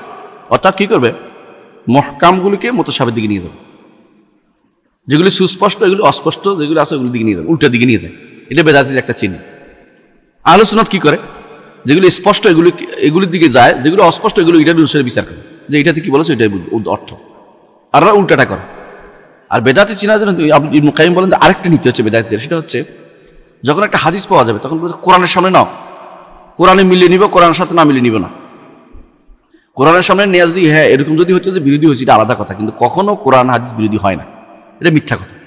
ইমাম শাফিঈ রাহমাতুল্লাহ আলাইহি চ্যালেঞ্জ করেছেন যে আমি এ পর্যন্ত কোনো সহিহ হাদিসকে কোরআন বিরোধী পাইনি। হয়তো সময়ের কারণে এক সময় এটা হয়েছে, আরেক সময় এটা হয়েছে, কিন্তু কোরআন বিরোধী হয় না। তাহলে সহিহ হাদিস কখনো কোরআন বিরোধী হতে পারে না, সহিহ হাদিস কখনো কোরআন বিরোধী হতে পারে না, হয় না। কিন্তু বেদাতীদের কাজ হচ্ছে এটা কন্ট্রাডিক্টরি দাঁড় করানো, এটা বিরোধী হচ্ছে, এটা বিরোধী হচ্ছে, এটা বিরোধী নিয়ে আসে। এই জন্য তারা কি করে বই লেখে, তাওয়িলু মুশকিল হাদিস, হাদিসের মুশকিলকে তাহবিল করো। ইবনে ফওরাক লিখছে বেদাতি হওয়ার কারণে। কিন্তু ইবনে কুতাইবা এবং তার পরবর্তী ইমাম ইয়ারা যারা আসছে তারা কিন্তু এরকম মুশকিল বা দেখে নাই, তারা হচ্ছে মুখতারাফুল হাদিস, যে একতলাফ আছে, একটা মতভেদ দেখা যাচ্ছে, এটা ঠিক করা দরকার, আলোচনা করে। অর্থাৎ যারা এটা পজিটিভ ব্রেইন চিন্তা করে, আর যারা খারাপ ওরা নেগেটিভ চিন্তা করে, যেটাকে বিরোধী হলে কেন, বিরোধী হচ্ছে বাদ দেওয়ার চিন্তা ভাবনা করে। আর যারা আমল করার চিন্তা ভাবনা করে তারা বলে যে মুখতালাফ হয়েছে, একটার বিপরীত দেখা যাচ্ছে, বাহ্যিকভাবে এটা কীভাবে আলোচনা করা যায় সমাধান করার চিন্তা ভাবনা করে, এটা হচ্ছে কাজ। তো বেদাতীদের একটা মূলনীতি হলো যেটা বললাম, প্রথমে কাজ হচ্ছে মুতাওয়াতির হতে হবে, আরেক দল হচ্ছে না মশহুর হতে হবে, আরেক দল হচ্ছে না মশহুর হওয়ার দরকার নাই, খবর ওয়াহিদ যদি হয় তাহলে খবর ওয়াহিদ দিয়ে প্রথমে একদল বলে যে আকীদাই নিব না। খবর ওয়াহিদ বুঝেন কিনা, সহিহ একদম বিশুদ্ধ, যেমন ইনামাল আমালু বিন্নিয়াত, এটা খবর ওয়াহিদ, কিন্তু এটা একটা খবর ওয়াহিদ। খবর ওয়াহিদ মানে হচ্ছে আল্লাহ রসুল থেকে ইমাম বুখারী পর্যন্ত সহিহ সনদে বর্ণিত সবগুলো সত্যবাদী মানুষ, যাদের সংরক্ষণের ক্ষেত্রে কোনো সমস্যা নেই, যারা সনদ থেকে মিল আছে রসুল পর্যন্ত। প্রত্যেকটি মানুষ হচ্ছে পাহাড়ের মতো পাহাড়, কিন্তু বেশি মানুষ বর্ণনা করে নাই। একসময় একেবারে 20-25 জন 30 জন বর্ণনা করে নাই, হয়তো দুইজন করে বর্ণনা করে আসছে, 4-5 জন বর্ণনা করে আসছে, কিন্তু ইমাম বুখারী পর্যন্ত এগুলি সহিহ হাদিস রয়েছে। এরা এগুলো নিবে না, এগুলি তো খবর ওয়াহিদ নেই না, আমরা খবর ওয়াহিদ সেটা শক্তিশালী মুতাওয়াতির হয় নাই, মশহুর হয় নাই, নিব না, একদল বলেছে এটা। আচ্ছা, এদের আরেক দল কি বলে যান, কোরআনের সামনে নিয়ে আসো, কোরআনের সাথে মিশিয়ে নিব না, একটু যেটা বললাম, এরা আরেক দল গোষ্ঠী আছে। আরেক দল কি করে, বিবেক বিরোধী হয়েছে কিনা দেখো, কোনো হাদিস বিবেক বিরোধী হয়েছে নিবে না। রাসূলুল্লাহ সাল্লাল্লাহু আলাইহি ওয়াসাল্লাম বলেছেন যে মাছির এক ডানায় রোগ আছে, আরেক ডানায় আরোগ্য আছে। এরা কে যে এটা বিবেক বিরোধী, না এটা বিবেক বিরোধী নেওয়া যাবে না, নাউযুবিল্লাহ। তোমার বিবেক বিরোধী হলে কি নেওয়া যাবে না? তোমার বিবেকটা কতটুকু? লক্ষ লক্ষ মানুষের বিবেক একত্র করলেও তো আল্লাহ তাআলা যা দিয়েছেন এটা সামান্য জিনিস তোমাদের মধ্যে। ওমা উতিতু মিনাল ইলমি ইল্লা কালিলা, জ্ঞানের জায়গা যেখানে কম দিয়েছে, তো বিবেকের জ্ঞান তো অনেক কম, সেটা তুমি এটা দিয়ে আল্লাহ কোরআন হাদিসকে বিচার কিভাবে করবে? শাইখুল ইসলাম ইবনে তাইমিয়া রাহমাতুল্লাহি আলাইহি বলতেন, বিআইয়ি আকলিন ইউজান কিতাব ওয়াস সুন্নাহ, কোরআন সুন্নাহকে আমি কোন আকলে বিচার করব? কার আকল দিয়ে বিচার করব? আবে আকল ইবনে খাতিব রাজির আকল দিয়ে বিচার করবো কোরআন সুন্নাহ? এটা কিভাবে বিচার করার জিনিস হতে পারে? এই বেটার আকল কতটুকু? এর চেয়ে বড় আকল মানুষ পৃথিবীতে ছিল না? নবীরা কি বলেন নাই? নবী বলেছেন এখন এই বেটার আকল দিয়ে বিচার করতে হবে কি জন্য? নবীর আকল কি দেখে নাই? নবীর আকল কি এটা শুনে নাই? নবী কি দেখে নাই? আকল দিয়ে ব্যক্তি এটা বিচার করে নাই? তাহলে এই বেটার আকল দিয়ে বিচার করতে হবে কেন? এটাও শাইখুল ইসলাম ইবনে তাইমিয়ার কথা বলতে চাচ্ছি এটাই, যে এরা কি করে কোরআনের সামনে দাঁড় করাতে হবে। আচ্ছা, আরেক দল বলে না কোরআনের সামনে নয়, আরেক দল বিবেকের সামনে দাঁড় করাতে হবে, এটাও গেল। আরেক দল বলে যে হ্যাঁ তবে খবর ওয়াহিদ গ্রহণ করব, শুদ্ধ হইলে খবর ওয়াহিদ গ্রহণ করব না, শুদ্ধ হইলে বলে না খবর ওয়াহিদ গ্রহণ করব, তবে এটা গ্রহণ করব সামরিয়াত আকলিয়াত না। সামরিয়াত আকলিয়াত দুই ভাগ করে আকীদাকে, অর্থাৎ পৃথিবীর উপর থাকলে এটা আকলিয়াত, মরে গেলে হয় সামরিয়াত, অর্থাৎ কবরের থেকে আযাব থেকে শুরু করে হাসরের দিন পর্যন্ত যেটা হবে ওইটা হলো সামরিয়াত, ওগুলিতে গ্রহণ করা যাবে। কিন্তু আকলিয়াত আল্লাহ তাআলা যেগুলো দুনিয়াতে আমাদেরকে ঈমান আনতে বলেছে আকীদার, যেমন আল্লাহর উপরে, রাসূলের উপরে, ফেরেশতার উপরে, এগুলির উপরে, যেগুলো উপরে এখন উপরে জিনিস যেগুলো আমাদের এখন যেটা দরকার বেশি, এখানে হাদিস দিয়া দলিল, খবর হাদিস দলিল দেওয়া যাবে না। সুবহানাল্লাহ। মরার পর একটা গ্রহণযোগ্য, মরার আগেরটা গ্রহণযোগ্য না। এই জন্য তাদের কিতাবের মধ্যে আপনি পাবেন শরহ আকাদুন নাসাফি, আপনি দেখবেন যে অর্ধেক পর্যন্ত কোনো একটা আয়াত একটা হাদিস নেই যেখানে আকলিয়াত নাম দিছে ওরা। এগুলো আকলিয়াত কিসের? এটাও আকলিয়াত বললে আমরা এগুলো ইমানিয়াত বলবো, গায়বিয়াত বলবো। গায়বী জিনিসগুলোতে অবশ্যই কোরআন এবং সুন্নাহ যে শুদ্ধ আসছে এটা গ্রহণ করে নিতে হবে, এর কোনো বিবেক বিরোধী নয়। বিবেকে না ধরলে আপনার বিবেকের স্বল্পতা আছে, বিবেক বিরোধী হতে পারে না। তাহলে এটাই হচ্ছে নীতি যে এরা গ্রহণ করে, এটা বলে আকলিয়াত জায়গাতে গ্রহণ করা যাবে না, সামরিয়াতে গ্রহণ করা যাবে। সামরিয়াত হলো মরার পরে, কবর আযাব থেকে শুরু করে হাসরের মাঠে কি হবে এগুলো চাল শুনছি এই জন্য গ্রহণ করবে। আর এগুলো আমার বিবেক ধরে, মরার পরে বিবেক নাই এই জন্য ধরে না তাদের। আর বিবেকের আগে বিবেক আছে চাঙ্গা, এক একজন বুদ্ধিজীবী সবাই দাবি করতেছে, হ্যাঁ সব বিবেকে তার ধরে, বিবেকে না ধরলে নিবে না। এই জাতীয় মানুষগুলো আকীদা বিভ্রান্ত এবং এরা বেদাতীদের অন্তর্ভুক্ত। এটা হলো হাদিসের ক্ষেত্রে যা হলো। আরেক দল কি করে, আরেক দল বলে হাদিসের ক্ষেত্রে তো দুর্বল হাদিস নেওয়া যায়, ঠিক উল্টা। এমনি তারা হাদিস নিবে না মুতাওয়াতির না হলে, ঠিক আবার উল্টাটা দুর্বল বানোয়াট হাদিসও নেই। আপনাদের মধ্যে কিছু লোক এখন কিন্তু খুব মাহাদি নিয়ে খুব চাঙ্গা, মাহাদি দাজ্জাল এগুলো নিয়ে এত বেশি, দাজ্জাল ছাড়া তো কথাই চলে না, সব কিছু দাজ্জালি বলা চলতেছে তাদের। দাজ্জাল আর মাহাদি খুঁজে বের করতেছে, দরকার হলে জেলে ঢুকেছে কেউ, কোন কার জেলে আসছে, কার দাড়ি কট্টুওয়ালা ছোটো ছোটোওয়ালা, কোন বেটা দাড়িতে দাজ্জাল ইয়া রয়েছে, মাহাদি ইয়ে রয়েছে। এগুলি তো এখন কনসিকুয়েন্স তৈরি করে কেউ কেউ বলে যে এই যুদ্ধ হইতেছে, অমুকখানে এটা হবে, অমুকখানে এটা হবে, এই তো ভারত যুদ্ধ লেগে গেল, এগুলি কত রকমের কনসিকুয়েন্স তৈরি করতেছে। এসবই হচ্ছে বিভ্রান্তি, এগুলি সবই দুর্বল হাদিসের উপর নির্ভরশীল করে। জানেন সহিহ হাদিসে এত এই সমস্ত কথাবার্তা খুব একটা নাই, অল্প যেটুকু আছে ওটুকুর মধ্যে যা আছে ওইটার মধ্যে এই এত কিছু বানানোর মতো বিরাট গল্প ফাঁদে দেওয়ার মতো অবস্থা নেই। গল্প বেঁধে দেয় বসে বসে, এই গল্প ফাঁদার যে অংশটুকু তারা যোগ করে দিচ্ছে বিভিন্ন জায়গাতে, ওইগুলো সবগুলো দুর্বল। মূল অংশটুকুর মধ্যে সমস্যা নেই, কিন্তু মূল অংশটুকু তারা আমল করে না। বুখারী মুসলিম যে হাদিসগুলো সহি আসছে ওগুলি যথেষ্ট থাকলে যথেষ্ট সমস্যা ছিল না। সহি হাদিসগুলো তারা কেউ দুর্বল হাদিস আইনা এর ফলে মিলে গেছে। একজনের সাথে আমি যখন বললাম যে এগুলি তো শুদ্ধ না, বলতেছে আপনি বুঝবেন যখন চলে আসবে, মাহাদি চলে আসলে বুঝবেন, এর আগে বুঝবেন না আপনি। মানে আমাকে ধমক দিচ্ছে। আমি বুঝাতে তো আপনি বলেন না শুদ্ধ কিনা, শুদ্ধ দেখে সব কাজে শুদ্ধ লাগে না, মানে এখানে আর শুদ্ধ লাগে না। আকীদার ক্ষেত্রে তখন আর শুদ্ধ লাগে না, যদি তাদের মন মতো হাওয়ার মতো হয়ে যায়, প্রবৃত্তির মতো হয়ে যায়, তখন তার দুর্বল হাদিস তাদের চলে এবং বানোয়ার জিনিসও চলে। নঈম বিন হাম্মাদ আল মারওয়াজি রাহমাতুল্লাহ আলাইহি তিনি একটা গ্রন্থ লিখেছেন, সেখানে তিনি সনদ সহ বর্ণনা করেছেন। ইমামদের কোনো দোষ নাই, তারা সনদ সহ বর্ণনা করে যান। যে কোনো জিনিস সনদ সহ বর্ণনা করলে আপনার দায়িত্ব হচ্ছে সনদ দেখা। এখন একজন কি সনদ সম্পর্কে জ্ঞান নাই, তার মাথার ভিতরে আগে থেকে হাওয়া প্রবৃত্তি আছে, সেই সনদ যেটা দেখো না দেখো সহি লিখে দিছে।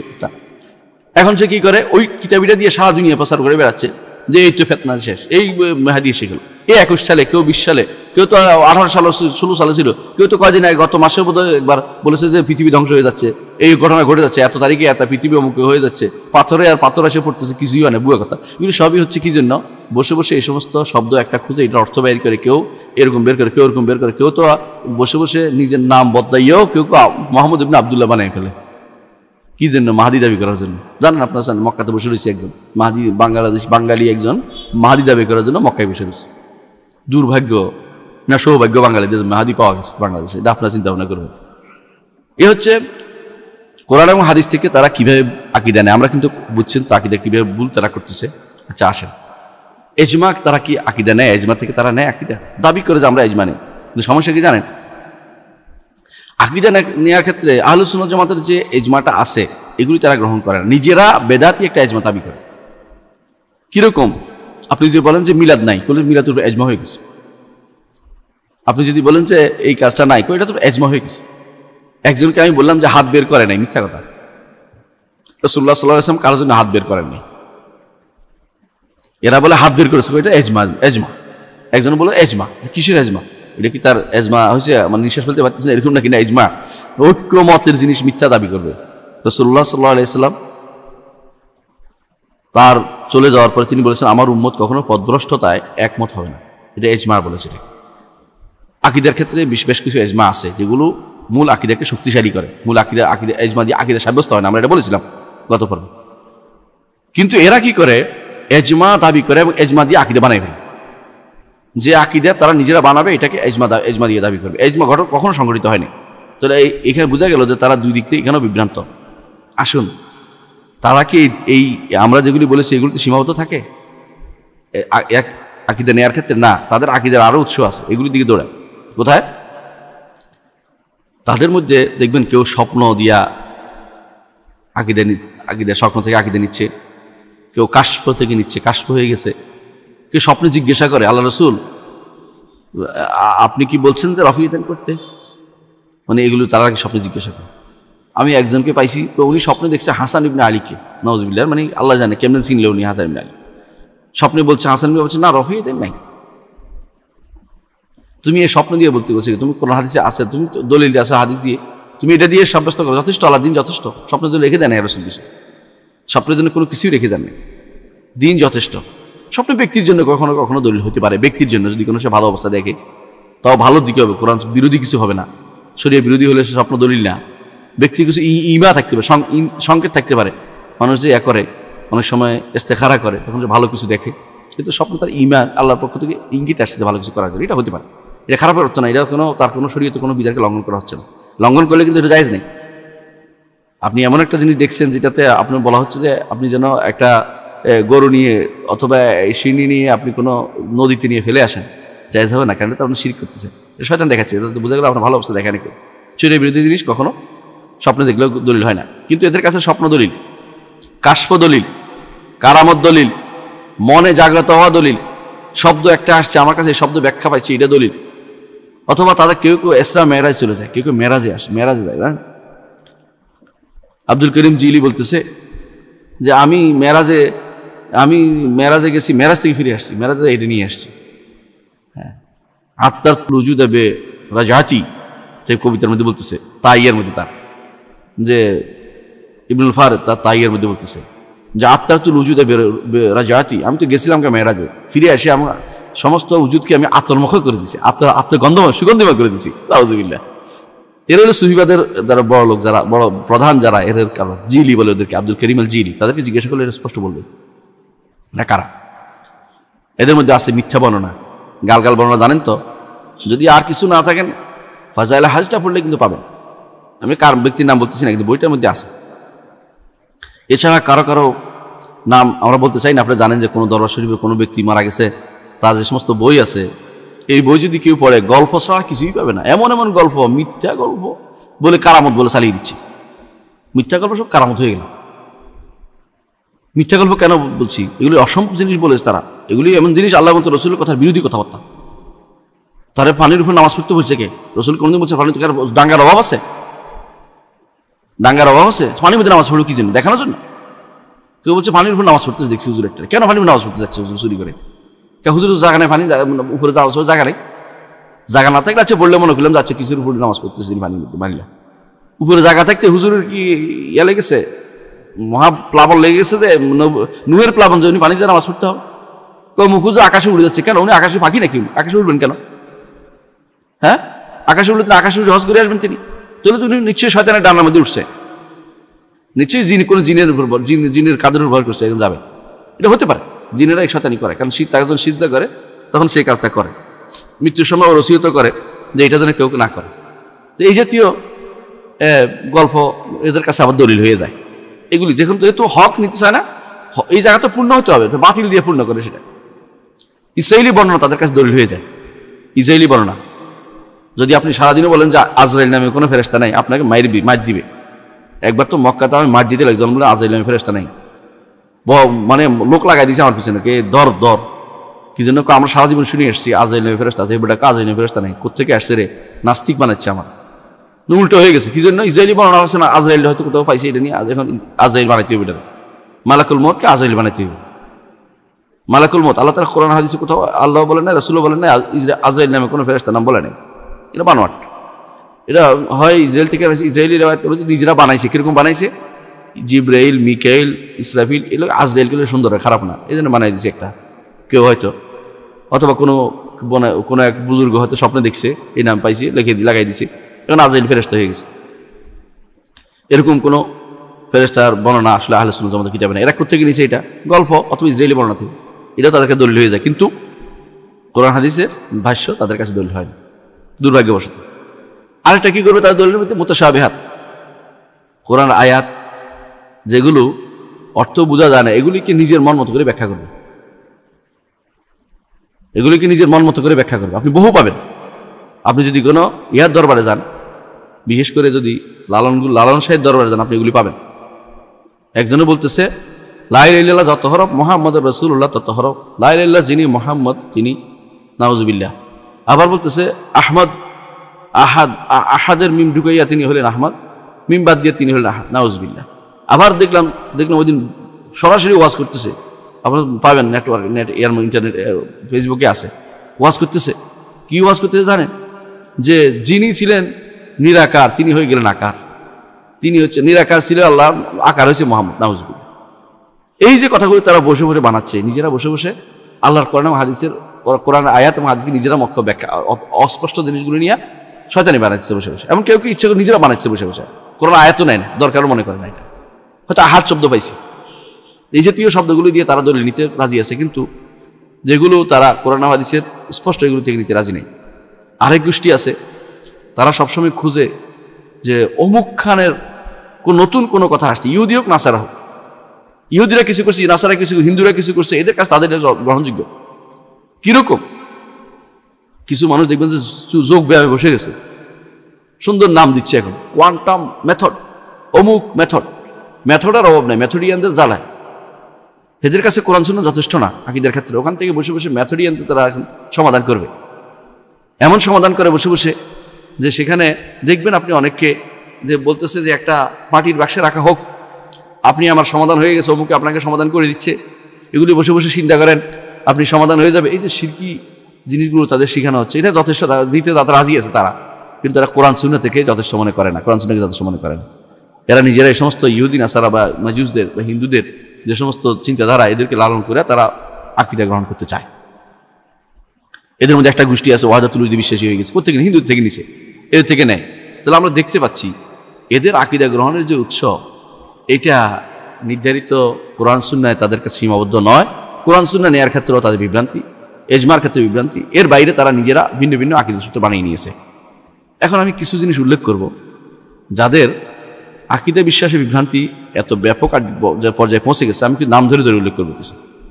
যারা দর্শনবিদ, যেমন তারা কোরআন সুন্নাহতে আকীদা নেবে না। কোত্থেকে নেবে? বলে ইবনে সিনা, ফারাবি যা বলছে তা থেকে আকীদা নেবে, বিশ্বাস নেবে। আবার কি সুফিবাদী দার্শনিক দেখতে আছে, নিশ্চয় দার্শনিক যারা, তারা হলো ইবনে সিনা, ফারাবি। এরা আকীদা নেবে কোত্থেকে? যে তাদের উত্তরসূরি যারা বলছে, কে তাদের উত্তরসূরি? কে? এরিস্টটল, তারপরে প্লেটো, সক্রেটিস, অথবা এই জাতীয় যারা ছিল ডেমোক্রেটস যারা চলে গেছে, ওদের মত থেকে তারা আকীদা নিচ্ছে। এরা নিছক দার্শনিকেরা, যেমন ইবনে সিনা, ফারাবি। আরেক গোষ্ঠী আছে যারা সুফিবাদী দার্শনিক। সুফিবাদী দার্শনিকরা কি করে? আব্দুল করিম জিলি, সোহরাওয়ার্দী, ইবনে সাবিন, ইবনে হুদ, ইবনে আরাবি, এবং তাদের সাথে শেষের দিকে এসে গাজালিও ঢুকছে, আল্লাহ তাদের ক্ষমা করুন, তিনি বের হয়ে গেছেন পরে। এরা কি করে? এদের আকীদার উৎস হচ্ছে সম্পূর্ণরূপে ইশরাকিয়া। এসবগুলো ফয়েজ বলা হয়। এই যে দেখবেন হুজুরে করতেছে ফয়েজ ও বরকত আসতেছে, হুজুরের ফয়েজ হয়, ফয়েজ নাম ছাড়া নামই হয় না, ফয়েজুল আলম, তাদের সব কিছু চলতেই আছে। আমরা কারো নাম বলতেছি না, বুঝতে পারছেন আপনারা, শুধুমাত্র তারা ফয়েজের আশায় বসে থাকে। এই মানুষগুলো আসলেই বিভ্রান্ত, অর্থাৎ আকীদা নেওয়ার ক্ষেত্রে তারা আসলেই বিভ্রান্ত হয়ে আছে। এরা কি করতো? কখনো কোরআন হাদিস দিয়ে দলিত না। আব্দুল করিম জিলি, সোহরাওয়ার্দী, মাকতুল সোহরাওয়ার্দী বলে ওনাকে, ওই সোহরাওয়ার্দী না যে সোহরাওয়ার্দী না তরিকার, ওনাকে বোঝাচ্ছি না, আরেকজন আছেন সোহরাওয়ার্দী, ইবনে সাবিন, ইবনে হুদ, ইবনে আরবি, এরা সবগুলি হচ্ছে বিভ্রান্ত। এরা কোনোদিন কোরআন হাদিস দলিল গ্রহণ করতে নিত না। তারা তাদের দর্শন শাস্ত্র যেটা বুঝাইতো, এবং সেই দর্শন শুধুমাত্র এরা খালিদ বিভিন্ন দেশের দর্শন দিয়ে, শুধু গ্রিক দর্শন না। আগে যারা ছিল ইবনে সিনা, ফারাবি, এরা গ্রিক দর্শন শুধু ছিল, মানত। এরা বিভিন্ন খালিদ একটা মিল, বিভিন্ন রকমের একটা বানাইছে, পাঁচন বানাইয়া সে পাঁচনের দর্শন দিয়ে তারা চলতো, যা একজনে বলতো সেটাই তারা নিয়ে দিত। আরেক গোষ্ঠী আছে কালাম শাস্ত্রবিদ, এরা কোত্থেকে তাদের আকীদা গ্রহণ করে? গ্রিক দর্শন থেকে নেয়। এমনকি গ্রিক দর্শন যারা প্রভাবিত, গ্রিক দর্শন থেকে নিবে। গ্রিক দর্শন প্রভাবিত মুসলিম দার্শনিক যাদেরকে বলা হয়, ইবনে সিনা, ফারাবি বা ইবনুল ফারাদ জাতীয় যারা আছে, অথবা সুফিবাদী, এদের থেকেও তারা আকীদা নিতে কোনো সমস্যা হয় না। বাতিনি ফেরকা থেকে তারা আকীদা নেয়। অমুসলিমদের আকীদা সংস্কৃতি তারা নেয়। খবর ওয়াহিদ গ্রহণ করবে না, কোরআন হাদিসের পাশে অপেক্ষা করবে, শেখদের অন্ধ তাকলিদ করবে, এগুলো তাদের মধ্যে পাওয়া যায়। আরেকটা সুফিবাদী যারা আছে, ওরা কি করে? সুফিবাদীরা এদের আকীদা গ্রহণের উৎসের কোনো শেষ নেই। আমরা আগে দেখিয়েছি যে তারা কি করে, গোপন অর্থ বের করে। আবার কি করে, এদের নাসারার থেকে তারা আকীদা নেয়। কি নেয়? তার নাসারা থেকে পোশাক নিছে, হুলুল ইত্তেহাদ নিছে, ইহুদির থেকে নিছে, জিকির নিছে, বাড়াবাড়ি করা, ইবাদতের রীতিনীতি, হুলুল নিছে, হিন্দি উৎস, ইন্ডিয়ান উৎস থেকে নিছে, যে বৌদ্ধবাদের থেকে নির্বাণ তত্ত্ব, মুখ্য মিলে যাওয়া, ফানাফিল্লা, বাকাবিল্লা, এগুলো সবগুলো হিন্দুদের থেকে নিছে।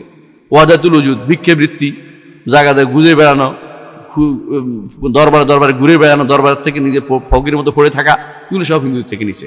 সুবিধের এগুলি তারা নিয়ে নিছে। তাদের আরেকটি উৎস হচ্ছে গ্রিক উৎস থেকে তারা নেয়। হুলুল ইত্তেহাদ, ওয়াদাতুল উজুদ নিছে। পরিবার মিল পাবেন এদের মধ্যে, সাধনাগত মিল পাবেন গ্রিক দর্শনের।